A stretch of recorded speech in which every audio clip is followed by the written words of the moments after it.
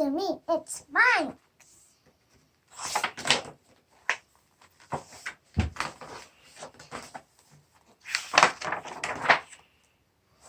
Sam hates to let anyone use his things. I don't want you to play with my bear. It's mine, he said to his sister, Sophie. But I'll give it back, answered Sophie. No, it's my bear. I won't let you play with it, yelled Sam.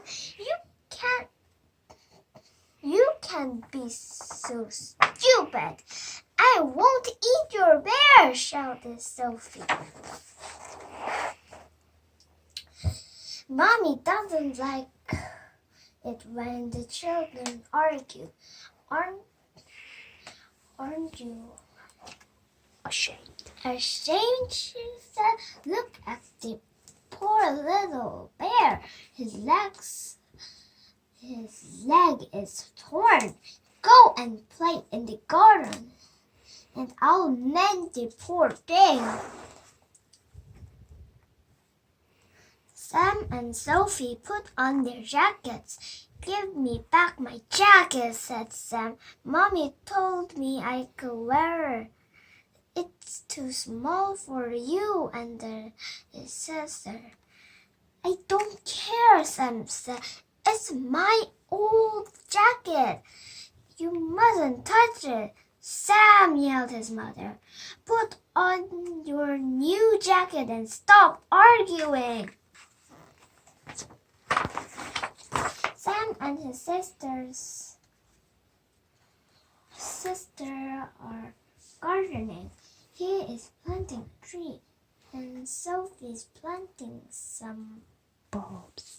May I have the watering can, asked Sophie. No, said Sam. It's my watering can. You just have to get a bucket to water your flowers. But why? Asked Sophie. Because you'll break it, answered Sam. But this is plastic watering can. I won't break it. Sam stamped his feet in anger. I told you no, it's mine and I won't let you have it. It's mine, he repeated. You're mean, Sam, yelled Sophie. I don't want to play with you anymore. I don't care, answered Sam. Sam watched his sister run away into the wood. He was happy that she had gone. Now she would not want to use his things. But Sam soon got bored playing alone in the garden. He decided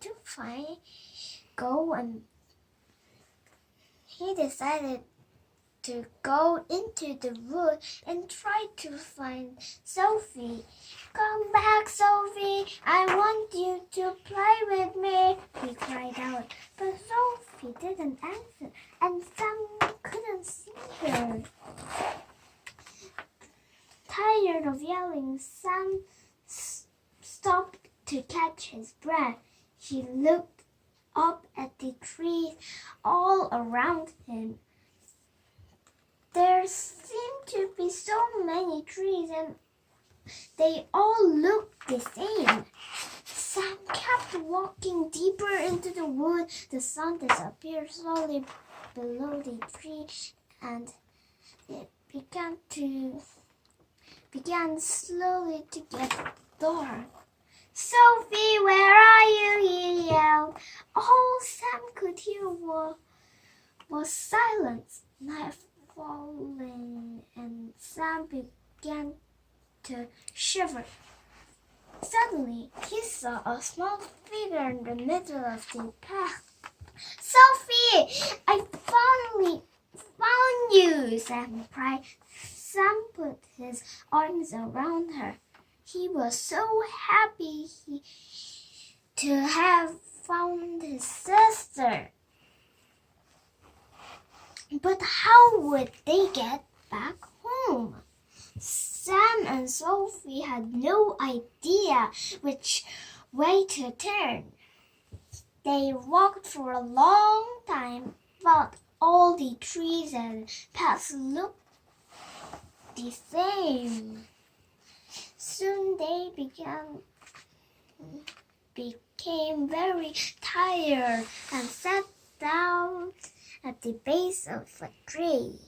Sophie, we're lost, said Sam. Mom, come and get us, Sophie cried.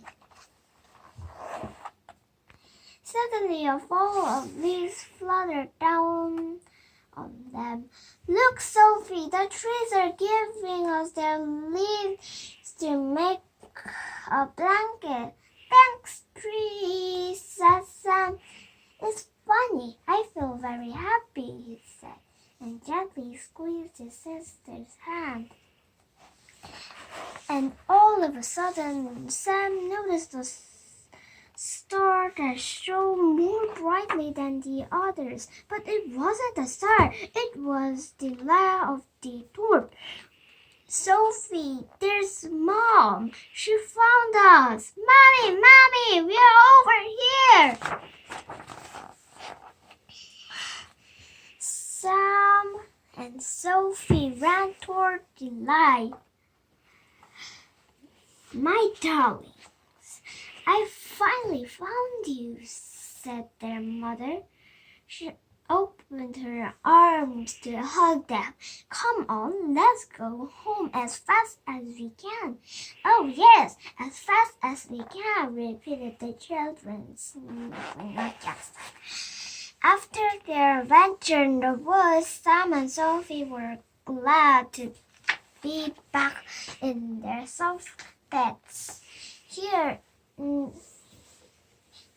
is your bear, Sam. I mended his leg, said his mother. Oh, thank you, Mom, said Sam with a big smile.